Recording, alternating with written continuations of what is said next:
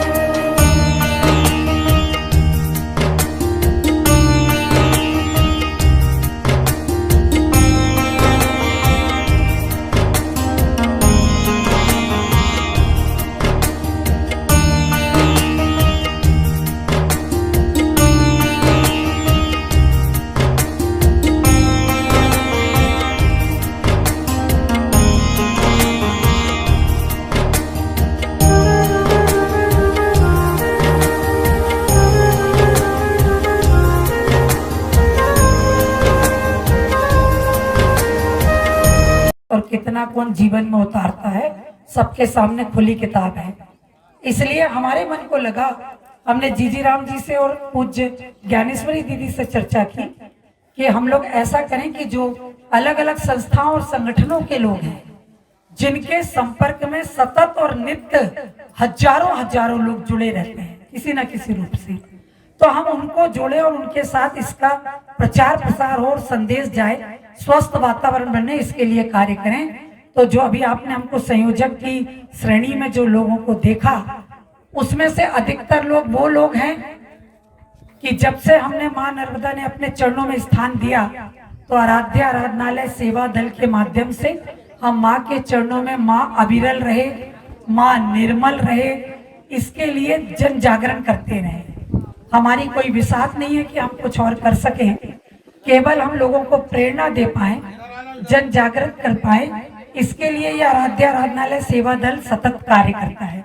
तो मैक्सिमम लोग इसमें आराध्या आराधनालय सेवा दल के हैं, और उसमें भी जो है वो सारे के सारे, जैसे हमारी गीता दीदी है, यजमान भी हैं, लेकिन हम कभी कल्पना नहीं कर सकते कि हम कोई आयोजन करें और गीता दीदी हमसे परे रहे या हम उन्हें परे रख के कोई कार्यक्रम की योजना बना सके।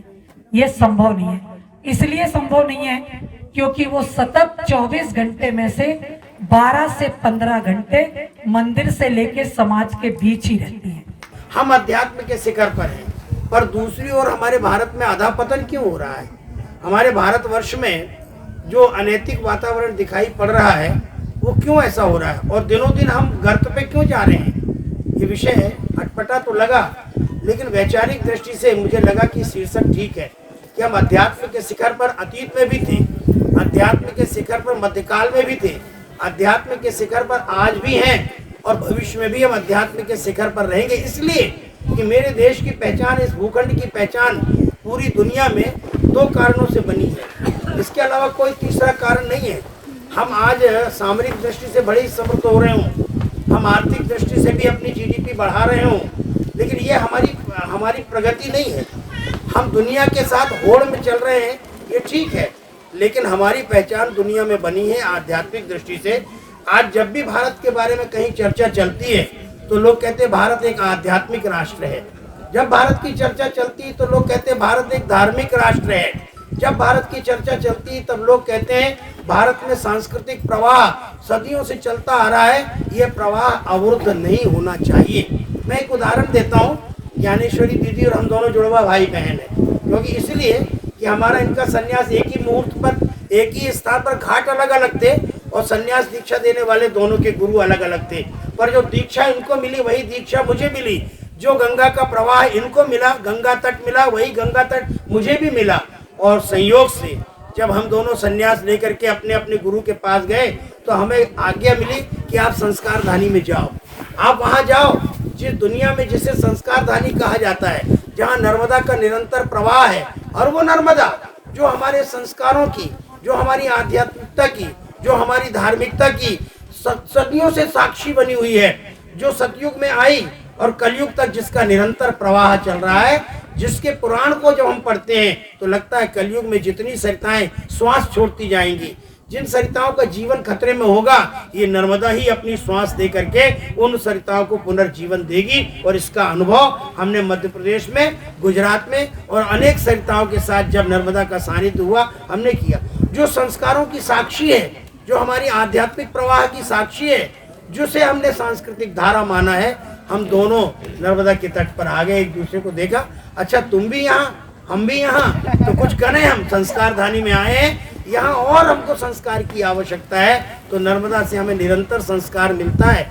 और इसके साथ साथ हम संस्कार की धाराएं, छोटी छोटी धाराएं, छोटी छोटी पुष्करणियाँ हम संस्कार की निकाल रहे हैं। इसलिए मैं कहना चाहूँगा, यहाँ सब प्रबुद्ध जन बैठे हुए हैं, यहाँ सब, जहाँ एक और हम अपनी यज्ञ परंपरा का सम्मान कर रहे हैं, जहाँ हम अपने स्वस्ति स्वाहा मंत्रों के द्वारा हम अपने आधिदैविक शक्तियों को आहुति दे रहे हैं, तो हम बल प्राप्त कर रहे हैं। क्योंकि कोई भी समाज शक्तिहीन नहीं रहना चाहता, हर व्यक्ति शक्ति की उपासना करता है, हर व्यक्ति को शक्ति चाहिए।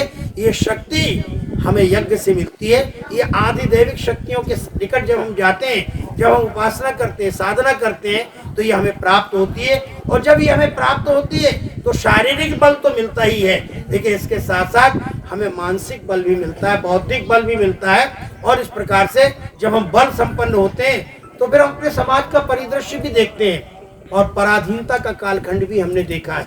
हमारे पूर्वजों ने 1000 वर्ष तक संघर्ष किया है, और जो परकीय हमारे देश में आ गए, उन्होंने जब आक्रमण करके इस देश में अपना प्रभुत्व स्थापित कर लिया, तो उन्होंने अपने उपनिवेश भी स्थापित किए, और इसके कारण हमारी पुरानी पीढ़ी को इतना ज्यादा विस्मरण के गर्त में डाल दिया कि हम जब स्वतंत्र हुए, स्वतंत्र भारत के नागरिक बने, तो बहुत कुछ विस्मरण के गर्त में चला गया था। लेकिन दुर्भाग्य है इस देश का कि शासन सत्ता हुकूमत जिनके हाथ में आई, हमारे हाथ में आई, स्वदेशियों के हाथ में आई, लेकिन उनकी बुद्धि इतनी भ्रमित हो गई कि जिस देश की पहचान धर्म बना था, जिस देश की पहचान अध्यात्म बना था, जिस देश की पहचान यहाँ की सांस्कृतिक धाराएं थी, उसको अवरुद्ध करने के लिए उन्होंने सेकुलर स्टेट इस देश को घोषित कर दिया। सेकुलर स्टेट का मतलब है कि सब प्रकार के असंस्कार यहाँ पर उपस्थित किए जा सकें, असंस्कारों के अवसर यहाँ पर प्रदान किए जा सकें और दुनिया के आने जाने के दरवाजे हमेशा के लिए खोल दिए जाएं। परिणाम क्या हुआ?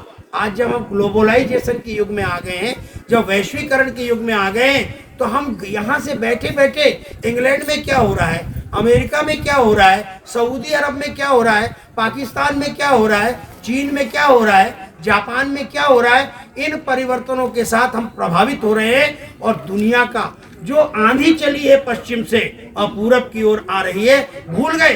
पश्चिम के लोग आज भी कहते हैं कि सूर्य का दर्शन हमें पूर्व से ही मिलता है, सूर्य की रश्मि हमें पूर्व से ही मिलती है। सूर्य की रश्मियों के साथ जो संस्कार पहुंच रहा है पश्चिम की तरफ, हम उसकी तरफ देख रहे हैं। हम संस्कार ग्रहण करना चाहते हैं, वो हमारी नकल कर रहे हैं। भले वो नकल कर रहे हैं, लेकिन हम उनकी नकल करने लगे और फिर एक युग ऐसा आ गया जिसको संचार क्रांति का युग कहते हैं। इस संचार क्रांति के युग में अब हम भी छोटा सा कार्यक्रम यहाँ पर कर रहे हैं। शिरोमणि जी बहुत ज़्यादा सोशल से जुड़ी रहती हैं, छोटे छोटे से समाचार। मुझे यहाँ आने में विलम्ब हुआ तो मैंने कहा जरा फेसबुक खोल लूँ। मैं ट्रेन में था और जैसे ही मैंने फेसबुक खोला तो आनो भद्राहा कृत भोजन तो विश्व, तो ये नर्मदा के तट पर नाव पर बैठे हुए लोग यजन कर रहे थे, देव पूजन कर रहे थे, नर्मदा का आह्वान कर रहे थे। यानी ये विधा बहुत अच्छी है। सबको मेरा प्रणाम है। बहुत सुंदर भाव आज के विषय पर परम आदरणीय साध्वी श्री ज्ञानेश्वरी जी ने रखा। वास्तव में आध्यात्म के क्षेत्र पर, आध्यात्म के शिखर पर केवल संत ही नहीं, केवल संसारी ही नहीं, यहां मैं देख रही हूं कि बहुत अधिक संख्या हमारी मातृशक्ति की है। और ये मातृशक्ति जो है ये आध्यात्म की मूलाधार है। मातृशक्ति के द्वारा ये केवल इनका, जैसे कि हमारी केवल राजनीति में नहीं, केवल सांसारिक कार्यों में नहीं, आध्यात्म जगत में भी नारी समाज का बहुत बड़ा, उस आध्यात्म को शिखर तक ले जाने में बहुत बड़ा उनका दायित्व रहा, बहुत बड़ी जिम्मेदारी रही और बहुत बड़ा उनका स्थान रहा। आप प्राचीन काल से लेकर आज तक देख लीजिए, इतनी बड़ी बड़ी महान आध्यात्मिक देवियां हमारे इस भारतवर्ष में हुई, जिन्होंने बड़े बड़े वैज्ञानिकों को असमंजस में डाल दिया, जिन्होंने ऐसे ऐसे कार्य किए जो कार्य कोई बड़ा वैज्ञानिक नहीं कर पाया, कोई बड़ा राजनीतिक नहीं कर पाया। नारी नारी ना कहो, नारी नर की खान। और जहां से अध्यात्म शुरू होता है ना, जिससे लोग आध्यात्मिकता को जानते हैं और जिससे लोगों को पता चलता है कि ये आध्यात्मिक है, वो है भगवान। उस भगवान को भी नारी नर की खान, और केवल नर की खान नहीं, नारी ने ही प्रकट किए श्री राम कृष्ण भगवान। अगर भगवान भी धरती पर आए, जो आध्यात्म के मूलाधार हैं, जिनके द्वारा आध्यात्म को जाना जाता है, जब कोई भगवान की भक्ति करता है, भगवान की चर्चा सुनता है, भगवान की चर्चा करता है, तो लोग कहते भैया ये बहुत बड़े आध्यात्मिक हैं, ये बहुत आध्यात्मिक से जुड़े हैं। तो वो आध्यात्मिक की मूलाधार नारी है। और आप देखें, केवल कौशल्या और देवकी ही नहीं, यशोदा ही नहीं, जिन्होंने परमात्मा को प्रकट किया, हमारे भारतवर्ष में आध्यात्मिक के शिखर पर इतनी ऊंचाई तक मातृशक्ति पहुंची है कि नारायण की बात तो छोड़िए, इस भारत की नारी में आध्यात्म को शिखर पर ले जाने के लिए इतनी महान शक्ति है कि महाराज नारायण की बात तो छोड़िए, एक बार नारी ने त्रिदेव को बनाया बाल और गोद ले प्रमोद से वो पालना चलाती। ब्रह्मा विष्णु महेश तीनों को पालने में झुलाने की शक्ति भी आध्यात्म के प्रति को शिखर पर ले जाने वाली हमारी इस मातृ शक्ति में है। आज साइंस ने बहुत तरक्की की, साइंस नित्य नए आविष्कार कर रहा है, बड़े बड़े साइंटिस्ट हो रहे हैं, नित्य नया रिसर्च हो रहा है, पर दुनिया में आज तक कोई ऐसा वैज्ञानिक ने जन्म नहीं लिया जो मृतक व्यक्ति को जीवित कर सके। अध्यात्म में विज्ञान ने बहुत तरक्की, वंडर ऑफ साइंस हम बहुत देख रहे हैं, परंतु मृतक व्यक्ति को जीवित कराने में आज तक साइंस पीछे है। बस यही हट जाता है और साइंस कहता है जरूर कोई शक्ति है, वो जरूर कोई चेतना है, जरूर कोई शक्ति के बल है जिसे हम ये नहीं कर सकते। पर आज साइंटिस्ट साइंस के क्षेत्र में भी, आध्यात्मिक के क्षेत्र में नहीं, साइंटिस्टों को भी फेल करने वाली, आध्यात्म के प्रति, परमात्मा के प्रति अपनी अगाध आस्था रखने वाली महिला, जिसने एक बार नारी ने जमलोक बिच जाए के और मृतक पति को जीवित करा लाई।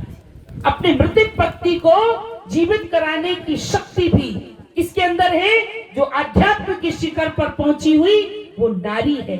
मदालसा, गार्गी है, हमारी अरुंधति जी, लोपामुद्रा जी, ये सब कितनी आध्यात्मिक नारियां रही, जिन्होंने मंडन मिश्र जी की पत्नी, जिन्होंने आदिगुरु शंकराचार्य से शास्त्रार्थ किया, ये आध्यात्म के शिखर पर देवियों ने भी पहुंचाया। पर इतनी महान आध्यात्म के शिखर पर ले जाने वाली उन देवियों के देश में आज वर्तमान में नैतिकता कैसी आ रही है? आज वेश परिवर्तन हो गया, परिवेश परिवर्तन हो गया, विचार परिवर्तन हो गए, व्यवहार परिवर्तन हो गया। देखिए आप बड़े बड़े महानगरों में तो पहुंचाने में भी मुश्किल हो जाता है कि रोड पर बहन जी जा रही हैं कि भाई साहब जा रहे हैं। कहाँ गई ये नैतिकता?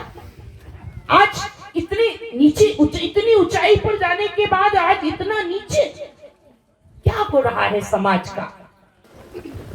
जब इस पूरे कार्यक्रम की रूपरेखा बन रही थी तो शिरोमणि जी ने जब चर्चा की, उस समय ये चर्चा हुई थी कि जो भी कार्यक्रम हो उसमें यज्ञ के साथ साथ कुछ ऐसा विषय भी लिया जाए जिससे हमारे समाज में परिवर्तन आए। क्योंकि आजकल हम लोग देख रहे हैं, भले वो टेलीविजन पर, धार्मिक चैनलों पर, जहाँ कहीं भी कोई भी सत्संग के कार्यक्रम देखने को मिल रहे हैं, अधिकतर उन कार्यक्रमों का स्वरूप जो है वो एनलाइटनमेंट की जगह एंटरटेनमेंट का होता जा रहा है, मनोनिग्रह की जगह मनोरंजन वाला होता जा रहा है। और आज के समय में जो स्थिति हमारे समाज की है, जो स्थिति हमारे परिवारों की है, जो स्थिति हमारी युवा पीढ़ी की है, इस स्थिति में हमारी आने वाली पीढ़ी को एंटरटेनमेंट नहीं, एनलाइटनमेंट की आवश्यकता है, मनोनिग्रह की आवश्यकता है। इसीलिए ये विषय चुना गया कि एक और तो हम अध्यात्म के उच्च शिखर की ओर जा रहे हैं। 22 जनवरी को जब श्री राम मंदिर में भगवान बालक राम जी की प्राण प्रतिष्ठा हुई, हम सभी लोग अयोध्या में थे और उस समय केवल भारत में ही नहीं, विश्व भर में जो एक राम नाम की लहर चली, उसमें बच्चे से लेकर बूढ़े तक सब उसमें डूब गए। और इसमें कोई शक नहीं कि उससे एक नई ऊर्जा का संचार हमारे राष्ट्र में भी हुआ, पूरे विश्व में हुआ। और मेरी कल ही बात हो रही थी कि विदेशों से जब आजकल हमारे यहाँ भारत में स्कूलों में छुट्टियां हैं और अभी आने वाले जुलाई और अगस्त में विदेशों में यूरोप यूएस में स्कूलों में छुट्टियां हो जाएंगी, तो लोगों ने पहले से प्लान कर रखा है कि हम भारत जाएंगे, अयोध्या दर्शन के लिए जाएंगे। और बहुत सारे लोगों ने ग्रुप्स में पूरी फ्लाइट्स बुक कर रखी हैं कि पूरे ग्रुप में जाएंगे और हम अयोध्या में राम जी का दर्शन करेंगे। परंतु उसके विपरीत, उस आध्यात्मिक लहर के विपरीत जो आज हमारे समाज की स्थिति बनती जा रही है, हम सड़क पर चले जा रहे हो तो बगल से मोटरसाइकिल इतनी स्पीड से निकल जाती है और उनको पता भी नहीं चलता। लेकिन वो पता क्यों नहीं चलता? क्योंकि तेज स्पीड पर चलते हुए मोटरसाइकिल पर भी हाथ में मोबाइल रहता है और उसमें रील बनाते रहते हैं। हमारे एक बहुत प्रिय भाई हैं सुदीप भोला जी, आप सब लोग उनको जानते होंगे। अभी कुछ दिन पूर्व उन्होंने एक बहुत सुंदर कविता लिखी है। वो यहाँ है नहीं तो मैं उनको भी आज के कार्यक्रम में बुलाना चाहती थी। एक बहुत सुंदर उन्होंने कविता लिखी है, पापा की परी। और उस कविता का जो मूल उद्देश्य है समाज को दिशा देने का, हमारे परिवारों को दिशा देने का, वो ये है कि हैप्पी बर्थडे पर पापा ने मोबाइल दिलवाया था, ऑनलाइन हो गई पढ़ाई। ऐसा कुछ उसमें मेरे को पूरी पंक्तियां याद नहीं है, परंतु उसका परिणाम क्या हुआ? पढ़ती नहीं पढ़ाती है, दिन भर रील बनाती है। कोरोना के समय में हमारे लिए ऑनलाइन पढ़ाई बहुत आवश्यक हो गई थी। उस समय मोबाइल हमारे लिए एक बहुत बड़ा वरदान तो सिद्ध हुआ, परंतु उसके विपरीत परिणाम हमारे समाज में इतने अधिक आए हैं कि आज क्या तो गृहिणियां, क्या माताएं, क्या बच्चे, क्या पुरुष अनैतिकता की सारी सीमाओं को पार कर गए हैं। इस विषय पर चिंतन करना और इसकी चिंता करना आज बहुत आवश्यक है। हमारे जीवन में ऐसे कौन कौन से क्षेत्र हैं जिनमें हम बदलाव लाकर अध्यात्म के तो ऊंचाई की तरफ हम जा रहे हैं, और वह भी अध्यात्म ऐसा वाला है जहां हम टेम्परेरी पीस खोजते हैं, परमानेंट पीस की बात नहीं करते। परमानेंट या परमानंद, परमानंद ही परमानेंट हो सकता है। इसको समझने की हमें आवश्यकता है। हम टेम्परेरी आनंद को परमानेंट नहीं बना सकते, परमानेंट को ही परमानेंट बनाया जा सकता है, और वो हमें इस जगत के और इस सोशल मीडिया में मिलने वाला नहीं है। वो थोड़ी देर के लिए हमारे ध्यान को डाइवर्ट तो कर सकता है, परंतु पूरी तरह से हमें उस आत्म शांति की ओर और आत्मानंद की ओर नहीं ले जा सकता। सबसे पहला मेरा ऐसा सोचना है कि हमारा जीवन परिवारों से प्रारंभ होता है, तो सबसे पहले तो आवश्यकता है हमारे परिवारों की संरचना को सुधारने की। जिन परिवारों में माता पिता, दादा दादी और घर के जो हमारे यहाँ मूल रूप से संयुक्त परिवार का सिस्टम हुआ करता था, वो जो शैली हुआ करती थी, उसमें जो आने वाली पीढ़ी होती है, जो युवा पीढ़ी होती है, उनको अपने परिवार वालों का संकोच होता है। लेकिन आज जहाँ बिल्कुल न्यूक्लियर फैमिलीज हो गई हैं, हम दो हमारे दो, अब तो दो भी नहीं रहे।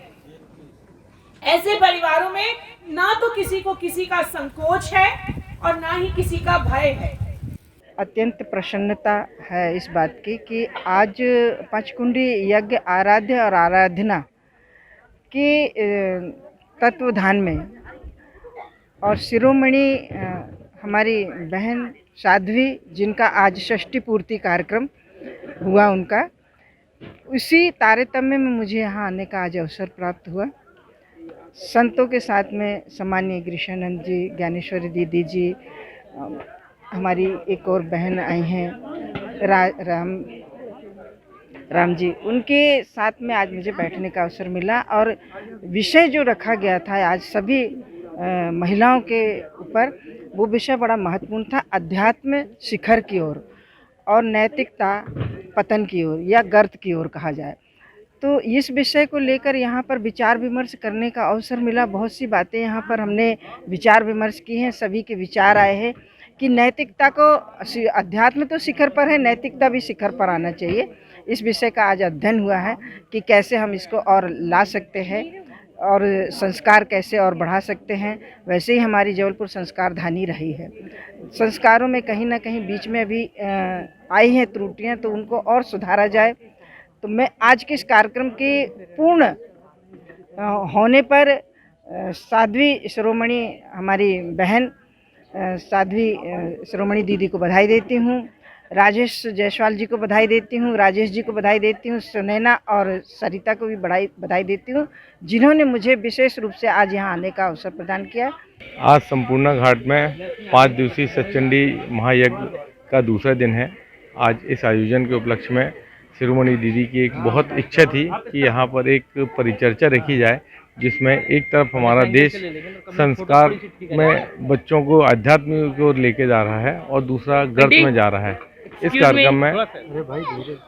कार्यक्रम में राज्यसभा सांसद श्रीमती सुमित्रा वाल्मीकि दीदी, अखिलेशानंद महाराज जी, ज्ञानेश्वरी दीदी, मैत्री दीदी, इन सभी लोगों ने अपना यहाँ पर इस विषय पर परिचर्चा की, जिसमें बहुत सारे समाज में जो अध्यात्म की ओर हमारा समाज जा रहा है, लेकिन उसका जो विपरीत असर आ रहा है पाश्चात्य तरीके से, जो हमारे समाज में बच्चे बच्चियों के ऊपर बहुत ज़्यादा